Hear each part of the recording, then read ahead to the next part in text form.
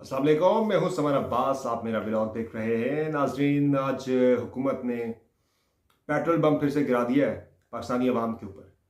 और international market में petroleum मसनूआत की कीमतें नीचे जा रही हैं। इस वक्त कीमतें $74 फ़ी बैरल पर पहुंच चुकी हैं और मज़ीद कीमतें गिरती जा रही हैं। जो ट्रेंड है वो डाउनवर्ड ट्रेंड है इंटरनेशनल मार्केट के अंदर।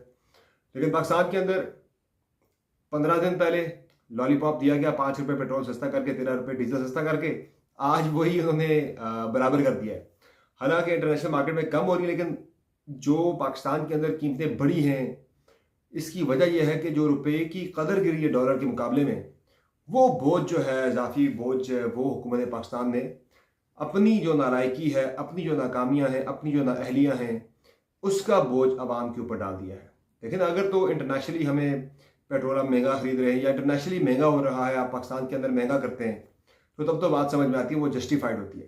लेकिन वहाँ कीमतें कम हो रही हैं और आपकी अपनी नालायकी की वजह से पाकिस्तान के अंदर जो रुपए की कदर है वो गिर रही है। जो साग डार साहब की चालाकियाँ हैं, IMF के साथ मुआहिदा आपका जब तक नहीं होता, पाकिस्तान के अंदर डॉलर्स नहीं आते, IMF के डॉलर आने हैं, बाकी बायलेटरल और दीगर दोस्त ममालिक से हमें जो बायलेटरल हमारे कमिटमेंट्स हैं या फिर जो मल्टीलेटरल इदारों से आने हैं पैसे, वो आएंगे डॉलर्स पाकिस्तान के अंदर, तो रुपए की कदर जो है वो इम्प्रूव होगी, बेहतर होगी।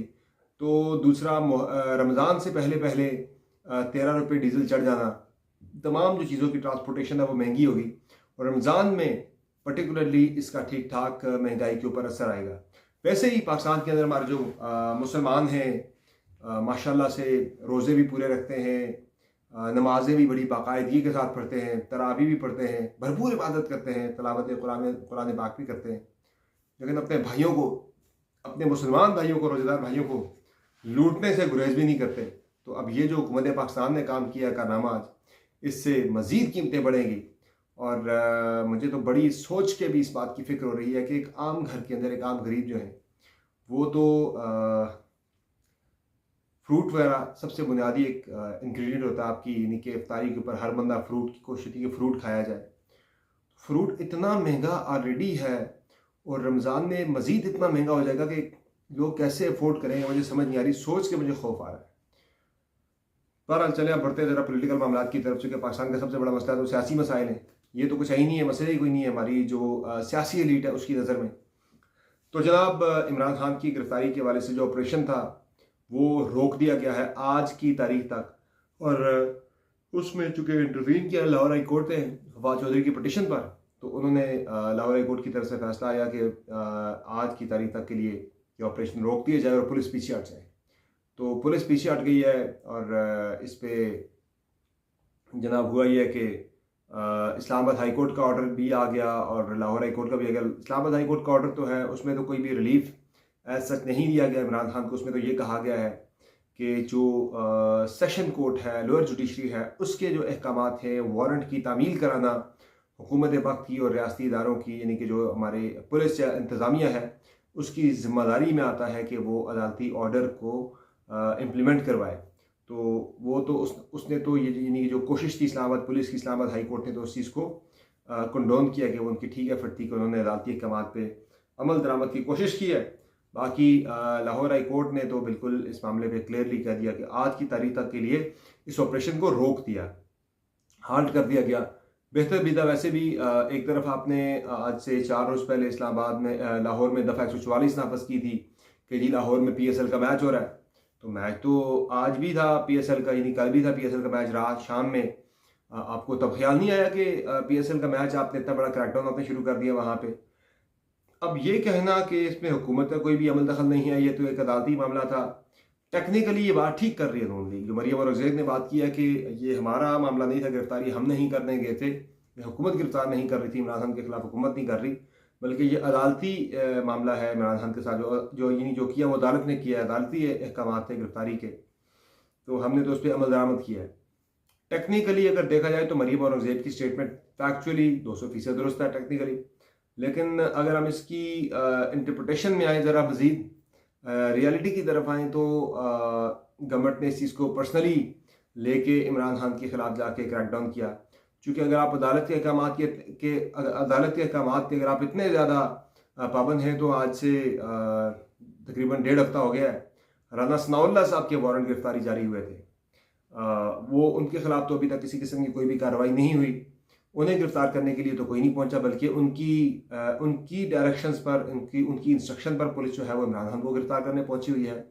तो इतने सादे और इतने जो है ना रोटी को चोची समझने वाले, बोलने वाले आप नहीं हैं। ये सबको पता है कि अगर आप अदालती अहकामात की पाबंदी या पासदारी करने के लिए अगर आप निकलते हैं तो फिर इमरान खान के साथ आप एक अदद वारंट राना सनाउल्लाह के घर पे भी डिलीवर करने जाते और उन्हें गिरफ्तार करके भी अदालत के अंदर पेश किया जा सकता था। लेकिन जाहिर है आपका भी मकसद था, आप भी जो एक चेज़ा लेना चाहते हैं। गवर्नमेंट को ये लगता है कि गिरफ्तारी इमरान खान की कमज़ोरी है, और जिस तरह से इमरान खान और उनके कारकुनान ने बिहेव किया, ये इम्प्रेशन तो ज़रूर इस तासुर को मज़ीद तक़वियत मिली है कि वाक़ई ऐसी कोई चीज़ है कि कुछ भी हो जाए इमरान खान गिरफ्तारी नहीं देना चाहते। इमरान खान साहब ने अपनी किताब के अंदर भी लिखा था कि जब मुशर्रफ दौर में वो गिरफ्तार थे तो खान साहब ने लिखा था कि 7 दिन की मैंने जेल काटी थी और अगर 8वां दिन मुझे काटना पड़ जाता तो शायद मैं खुदकुशी कर लेता। तो जेल से उनकी जान जाती है। और वैसे भी आपने देखा होगा कि अक्सर जो वो मीटिंग्स चेयर करते थे बनी गाला के अंदर भी, वो बाय टेरेस पे जाके मीटिंग्स किया करते थे अक्सर। और जो मीटिंग्स उनकी हुआ करती थी वज़ीर आज़म हाउस में, तो अक्सर मीटिंग्स वो वज़ीर आज़म हाउस के लॉन में किया करते थे, जो मेरी इन्फॉर्मेशन है इमरान खान का बंद जगह पे, कन्फाइंड जगह पे दम घुटता है, तो वो काफ़ी ज़्यादा अनकम्फर्टेबल फील करते हैं। शायद ये एक वजह हो सकती है कि वो गिरफ्तारी नहीं देना चाहते किसी सूरत भी, जो कि नज़र भी आ रहा है। अब ये कह देना कि कारकुनान ने मुझे रोका गिरफ्तारी देने से, तो ज़ाहिर इमरान खान का हुक्म ही चलता है पाकिस्तान तहरीक इंसाफ के अंदर, किसी और का हुक्म नहीं चलता। इमरान खान कह दें रात है तो फिर दोपहर के 12 बजे पाकिस्तान तहरीक इंसाफ के कारकुनान ने कहना खान जो कह रहा है ठीक कह रहा है, रात ही है, सूरज आज ज़रा गलत टाइम पे आ गया। तो इस चीज़ की जो है वो मानने वाली ये बात है नहीं है। तो ये सारी चीज़ें अगर हम इसको एनालाइज करें, अहाता करें, तो एक चीज़ बड़ी क्लियर हो गई है कि प्रेसिडेंट बड़ी बैड सेट हुई है, इसमें कोई शक नहीं है। बेशक पीटीआई के कारकुनान ने अपने लीडर के साथ भरपूर तरीके से वफा निभाई है, वो खड़े हो गए अपने लीडर को जो रेड लाइन कहते हैं, उन्होंने साबित किया कि हाँ इमरान खान की रेड लाइन है। लेकिन जो प्रेसिडेंट सेट हो रही है इससे, वो बड़ी ख़तरनाक है। आइंदा के लिए जिस बंदे के साथ भी 1000 से ज़्यादा लोगों को इकट्ठे कर ले अपने शील्ड के लिए, अपनी प्रोटेक्शन के लिए, आप उसे गिरफ्तार ही नहीं कर पाएंगे। हाँ वो उसके एम्प्लॉयज़ हों, हाँ वो उसके मुरीदैन हों या पॉलिटिकल फॉलोअर्स हों, कल को तो आप किसी को गिरफ्तार ही नहीं कर पाएंगे। तो ये एक ट्रेंड बड़ा ख़तरनाक बना है। मेरी इस हवाले से जो आज प्रोसेस चल भी रहा था, जो आज कार्रवाई चल भी रही थी लाहौर के अंदर, उस पर पुलिस के हुकाम से मेरी बात हुई थी, इस्लामाबाद पुलिस के। उन्होंने कहा जी कि पुलिस इसलिए आगे नहीं बढ़ रही कि आगे कुछ मुसल्ला लोग मौजूद है ज़मान पार्क खान साहब की रिहाइशगाह के अंदर। और बाद में अता तारक साहब ने कहा कि वहाँ से जो गिलगित बल्तिस्तान की पुलिस है उसने वहाँ से उनके ऊपर बंदूकें तान दी थी पुलिस की टीम के ऊपर। इसी वजह से आज ही गिलगित बल्तिस्तान की आईजी का तबादला करके वहाँ डार साहब है कोई, उनको वहाँ पे आईजी गिलगित बल्तिस्तान तैनात कर दिया गया है। डार खटक साहब है कोई, उन्हें वहाँ पे आईजी लगा दिया गया है। तो फौरी तौर पे आईजी को तब्दील किया गया गिलगित बल्तिस्तान के। तो वहाँ पे पुलिस जो है गिलगित बल्तिस्तान की मौजूद तो थी। बेसिकली नाज़रीन, जो हुकूमतें तो जब खान साहब की ख़त्म हो गई थी केपी और पंजाब की, तो उनकी सिक्योरिटी भी कम कर दी गई थी पंजाब पुलिस की तरफ से। एक्स्ट्रा सिक्योरिटी वहाँ से विड्रॉ कर ली गई थी ज़मान पार्क से। तो उस वक्त ये हुआ था कि गिलगित बल्तिस्तान के सीएम साहब अपनी सिक्योरिटी लेके वहाँ पे पहुँच गए थे ज़मान पार्क पे, और आज़ाद कश्मीर के वज़ीर आज़म सरदार तनवीर इलियास ने भी वहाँ पे सिक्योरिटी ले जाने की कोशिश की थी। सिक्योरिटी आधे रास्ते में थी, पुलिस की नफरी को 25 एहलकार वो भी लेके जा रहे थे। आधे रास्ते में पहुँचे थे कि पीछे किसी ने आईजी आज़ाद कश्मीर को बता दिया कि खुफिया तौर पर वज़ीर आज़म आज़ाद कश्मीर पुलिस एहलकारों को लेके जा रही है। ये वाक़या जनवरी का है कि लेके वहाँ पहुँच रहे हैं।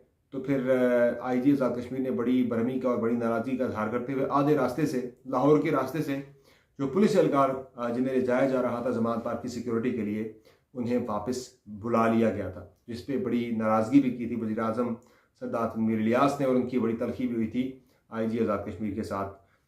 तो ये गिलगित बल्तिस्तान की इंतज़ामिया तो कह रही है कि जो हमारे सीएम के साथ सिक्योरिटी थी वही वहाँ पे मौजूद थी, लेकिन कुछ ना कुछ हुआ तो है। बाकी ये भी बताया गया पुलिस हुकाम की तरफ से कि जो ऑपरेशन में ये इशू भी सबसे बड़ा रहा था कि जो पुलिस एहलकार थे, टेरिटोरियल इशू भी था कि इस्लामाबाद पुलिस की टेरिटरी तो थी नहीं, उनकी लीगल जुरिस्डिक्शन जो है वो इस्लामाबाद के अंदर चूँकि मैटर था, हवालगी इस्लामाबाद के अंदर, अदालत के अंदर उनकी पेशी मतलूब थी, तो इसलिए वो वहाँ पे गए लेकिन जो ऑन द ग्राउंड जो रिस्ट्रिक्शन है वो लाहौर पंजाब पुलिस की बनती थी। और दोनों इस चीज़ को देख के कहीं ना कहीं ज़रूर उनके ऊपर साइकोलॉजिकल एक प्रेशर भी था कि पहले मॉडल टाउन का जो वाक़या हुआ था उसमें जो पुलिस एहलकार मौजूद थे, कार्रवाई का हिस्सा बने, उनके खिलाफ तो बड़ी सख्त चीज़ें हुई, करवाने वाले बच के तो पुलिस एहलकार फंस गए थे। तो उन्हें इस चीज़ का खौफ भी आता है कि कल को हम कहीं इंक्वायरियाँ ना भुगत रहे हों तो वो पीछे हट गए। और बाकी खान साहब को पेश तो होना पड़ेगा, ये तो इस्लामाबाद हाई कोर्ट ने बड़ा क्लियर कर दिया है कि 18 को उन्हें हर सूरत में पेश होना है। अंडरटेकिंग उन्होंने दे दी है इस्लामाबाद की अदालत में, और पेश हुए बगैर उन्हें किसी किस्म का रिलीफ जो अदालत के अंदर से नहीं मिल सकता। तो इसलिए ये मामला इस्लामाबाद कोर्ट ने जो लोकल इस्लामाबाद की जो अदालत है, जो मातहत जुडिशरी है, सेशन कोर्ट है, वहाँ रेफ़र कर दिया कि वो अगर इस मामले को टेकअप करे, वो कोई फैसला करे। यानी फैसले का इख्तियार जो है इस्लामाबाद हाई कोर्ट ने वो सेशन कोर्ट को दे दिया कि जिसने वारंट जारी किया था इमरान खान का। तो सेशन कोर्ट में मामला कल जाएगा, इमरान खान की अंडरटेकिंग जाएगी, लेकिन इसका सिंपल जो लीगल जो तरीक़ाकार है वो यही है कि 18 से पहले पहले खान साहब को रास्ता दिया जाएगा, यानी कि गिरफ्तार ना करने की यकीन दहानी करवाई जाएगी।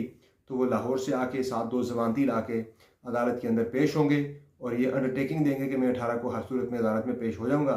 18 को भी अगर खान साहब आ जाते हैं, 2 ज़मानती साथ लाने पड़ेंगे, जो दो लोग ज़मानत देंगे उनकी कि आइंदा ये अदालत में आएंगे, तो वो मचल के बनने के बाद इमरान खान का वारंट जो है वो सस्पेंड हो जाएगा, ख़त्म हो जाएगा, मौखर मनसूख हो जाएगा, और उनकी अदालत में पेशी होने के बाद उन पर फ़र्द जुर्म जो है वो आयद कर दी जाएगी तोशाखाना के केस के अंदर।